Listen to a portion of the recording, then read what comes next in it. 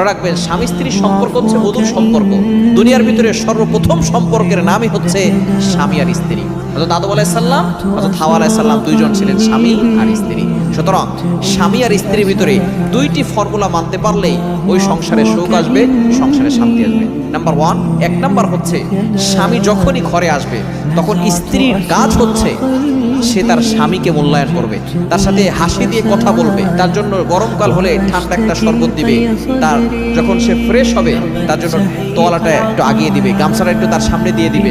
এটা যদি সে 5 মিনিটের যে একটা মুভমেন্ট যদি তৈরি করতে পারে এইভাবে, তাহলে দেখবেন ওই সংসারে সুখ। দ্বিতীয় নাম্বার ফর্মুলা হচ্ছে স্বামী যদি রেগে যায় কোনো কারণে, তাহলে কিন্তু তার সাথে তখন কথা বলা যাবে, একেবারে সাইলেন্ট, চুপ হয়ে যেতে হবে।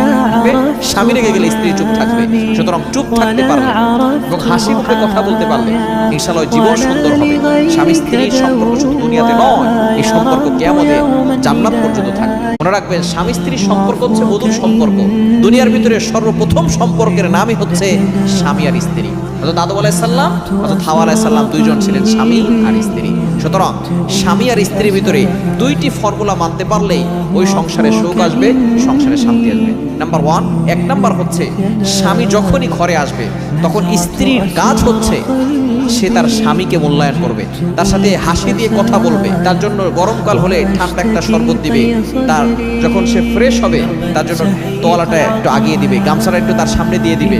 এটা যদি সে 5 মিনিটের যে একটা মুভমেন্ট যদি তৈরি করতে পারে এইভাবে, তাহলে দেখবেন ওই সংসারে সুখ। দ্বিতীয় নাম্বার ফর্মুলা হচ্ছে স্বামী যদি রেগে যায় কোনো কারণে, তাহলে কিন্তু তার সাথে তখন কথা বলা যাবে, একেবারে সাইলেন্ট, চুপ হয়ে যেতে হবে। স্বামী রেগে গেলে স্ত্রী চুপ থাকবে। সুতরাং চুপ থাকতে পারলে এবং হাসি মুখে কথা বলতে পারলে ইনশাআল্লাহ জীবন সুন্দর হবে। স্বামী স্ত্রীর সম্পর্ক শুধু দুনিয়াতে নয়, এই সম্পর্ক কিয়ামতে জান্নাত পর্যন্ত থাকবে।